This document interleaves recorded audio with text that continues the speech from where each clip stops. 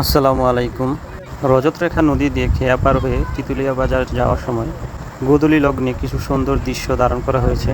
চলুন রজতরেখা নদী এবং তিতুলিয়া বাজারের সৌন্দর্য উপভোগ করা যাক। এই নদীটির উৎপত্তি হয় পদ্মা নদী থেকে।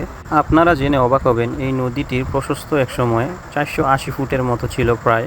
এছাড়াও ওই সময় নদীতে লঞ্চ, ট্রলার, জাহাজ চলাচল করত। পরবর্তীতে নদীটি দীর্ঘদিনের দখল এবং ভরাটের কারণে দিন দিন শুরু হতে থাকে। আমরা সৈয়দপুরের মানুষ এই নদীটির সাথে ভীষণ পরিচিত এবং আমরা এই নদীটিকে খুব ভালোবাসি।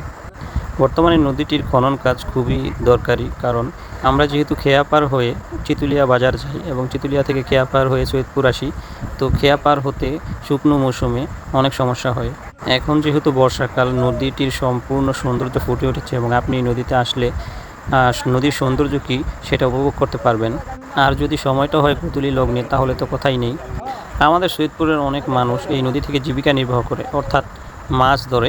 এই নদীতে বিভিন্ন ধরনের মাছ পাওয়া যায় এবং সেই মাছগুলো খেতে অবশ্যই খুব সুস্বাদু।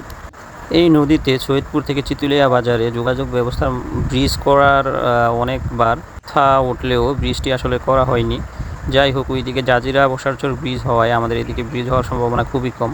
তবে নদীটির খনন কাজ করা খুব জরুরি। আশা করি আপনারা যারা আদারা ইউনিয়নের দায়িত্বে থাকবেন তারা এই বিষয়টি নজরে রাখবেন। আজকে যেহেতু রবিবার, এখন সন্ধ্যা শেষ প্রায়, তো দেখি আজকে হাটবার বাজারে কি আছে এখন অবধি।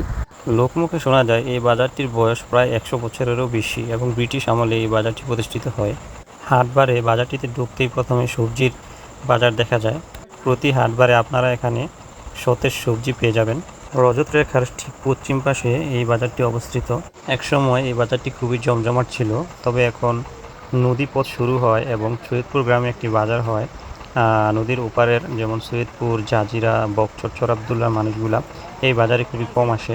তবুও বাজারটি টিকে আছে, এখনও অনেকে আসে এখানে বাজার করতে। এই বাজারে মুদি দোকান এবং বিভিন্ন আড়ত, মাছের বাজার, আরও বিভিন্ন জিনিসপত্র বিক্রি হয়। সবজি বাজারের পরবর্তীতেই অবস্থিত মাছের বাজার এবং এখানে নদীর টাটকা মাছ পাওয়া যায় সুলভ মূল্যে। এখন যেহেতু মাগরিবের আজান হয়ে গেছে এবং রাত হয়ে যাচ্ছে, তো মাছ ওরকম নাই। আরও তাড়াতাড়ি আসলে কিছু মাছ দেখানো যেত। যাই হোক, এখনও অল্প কিছু মাছ আছে এবং মাছগুলা নদীর মাছ হওয়াতে দাম মোটামুটি ভালো। মাছের বাজারের সাথে আছে ফলের দোকান এবং ফলের দাম তুলনামূলক মুন্সিগঞ্জ বাজার থেকে একটু বেশি, যেহেতু ওনারা এখানে আনতে গাড়ি ভাড়ার খরচ আছে। তো আমি কিছু ফল কেনার উদ্দেশ্যে ফলের দোকানে যাই। ফলের দোকানে মামা আগে পরিচিত থাকায় একটু দুষ্টাইম ফাজলামি করি এবং দামাদামি করি।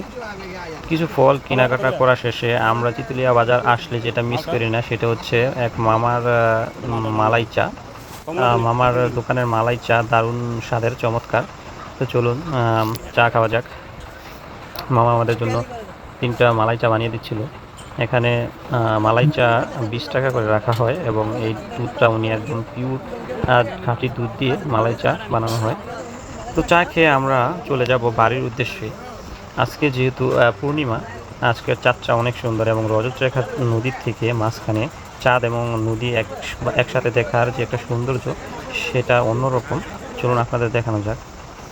এই দেখেন, অপরূপ সুন্দর, মাশাআল্লাহ। তো বুঝতেই পারছেন, পূর্ণিমা এবং নদীর সৌন্দর্য একসাথে নিতে চাইলে আপনারা কোনো এক পূর্ণিমাতে রজতরেখা নদীতে চলে আসতে পারেন। নৌকা নিয়ে মাঝামাঝি অবস্থানে গেলে